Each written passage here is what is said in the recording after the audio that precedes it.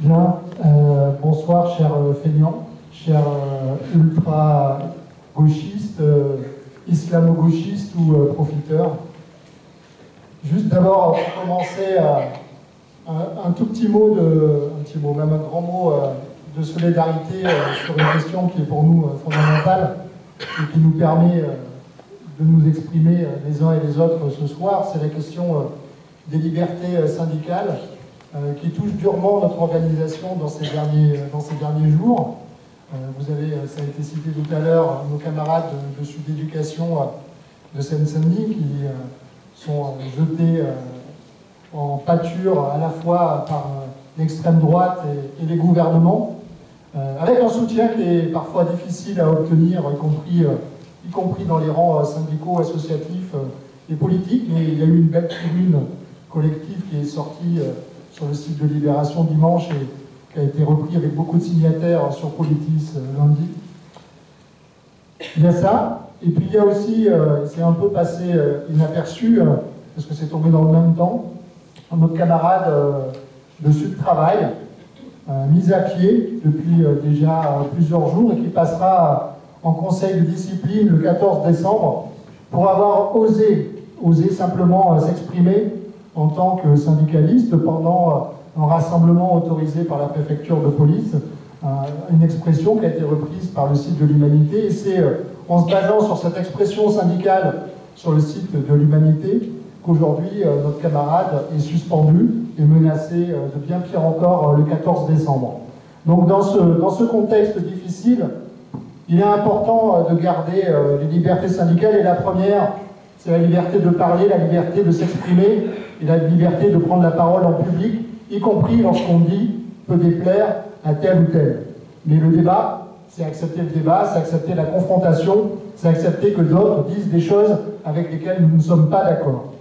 Je voulais commencer par ce point, parce que ça me semble particulièrement important, et que ce meeting était un peu déprimé jusque-là aussi. Le 2 décembre, et c'est ça l'essentiel, aura lieu la manifestation à l'appel des associations de chômeurs et avec le soutien, comme tous les ans, de l'Union syndicale solidaire.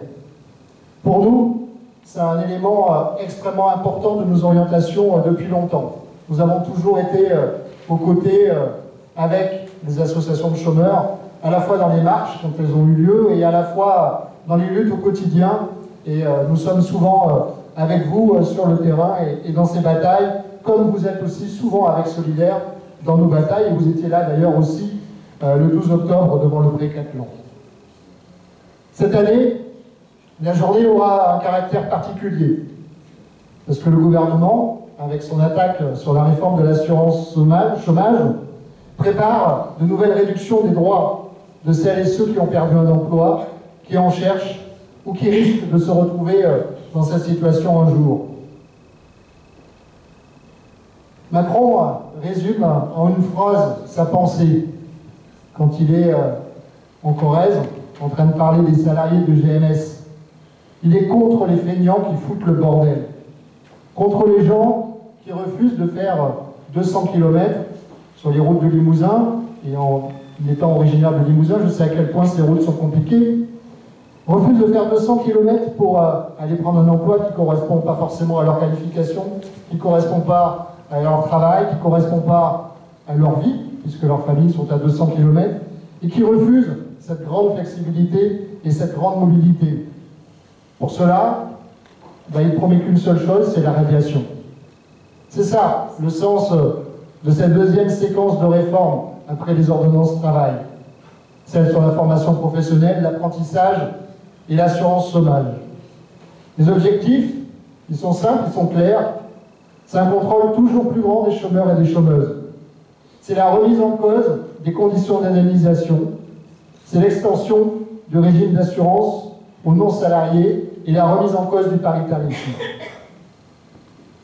À l'origine, ça a été un peu rappelé tout à l'heure, l'indemnisation devait permettre la continuité du salaire.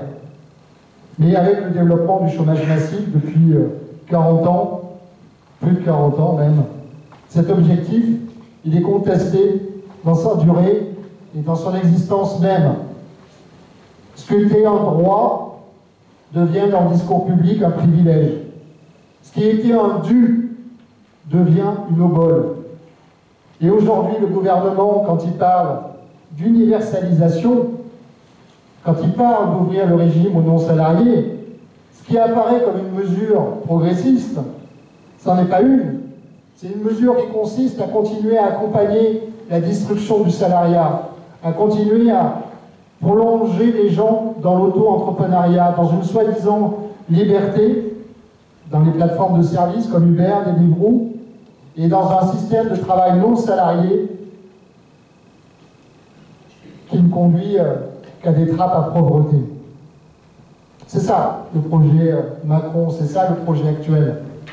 Il n'y a pas besoin d'aller bien loin pour voir d'où il vient. Il suffit d'aller en Allemagne et de regarder les réformes Hartz et ce qu'elles ont conduit à faire. Les ordonnances travail, la réforme de l'assurance chômage, la réforme de la formation professionnelle, de l'apprentissage, tout ça est lié et ça a un seul programme, c'est continuer à plonger plus de population dans la pauvreté et conduire dans le même temps les riches, ceux qui s'accaparent le produit de notre travail, à continuer à avoir toujours plus parce que nous sommes bien évidemment dans un pays riche, mais cette richesse n'est pas répartie. Pour aller plus loin aussi, en matière d'attaque contre la répartition de nos richesses, les richesses que nous produisons, il y a le projet du gouvernement de mettre en place un régime essentiellement basé sur la CSG. Et quand on met tout sur la CSG, on supprime les cotisations, celles que payent non seulement les salariés, mais aussi les employeurs. Et on porte en germe, dans cette affaire, la disparition complète de notre protection sociale. Parce que les confrontations se gagnent dans la durée, sur la durée, et qu'il faut savoir être opiniâtre, patient, déterminé. Solidaire sera présent le 2 décembre. Comme nous avons été de toutes les mobilisations contre les ordonnances depuis plusieurs mois. L'une des raisons majeures de notre opposition à ces ordonnances, c'est qu'elles organisent la facilitation des licenciements, soi-disant pour régler le problème du chômage, alors qu'elles vont encore l'aggraver. Et pour ceux qui sont licenciés, il y a aussi des indemnités prud'homales diminuées, des licenciements collectifs facilités, et de plus en plus des CDD, de l'intérim. Tout ça rend la question du chômage et de son indemnisation encore plus d'actualité pour les chômeuses et les chômeurs, mais aussi pour l'ensemble des salariés. Et il faut mener les luttes ensemble contre les projets de modification de l'assurance chômage. Beaucoup parlent d'unité, mais à la seule condition que cette unité ne se construise qu'autour d'eux. Beaucoup parlent de grève reconductible même, mais ils ne sont pas là pour les construire sur les lieux de travail.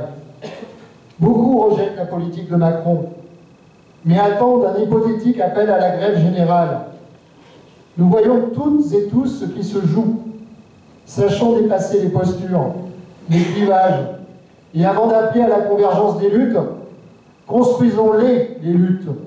Ni lamentation, ni contemplation, de l'action le 2 décembre, de l'action le 14, le 10, tous les jours. Nous refusons le contrôle des chômeuses et des chômeurs. Nous voulons un service public de l'emploi qui soit une aide, pas un flicage.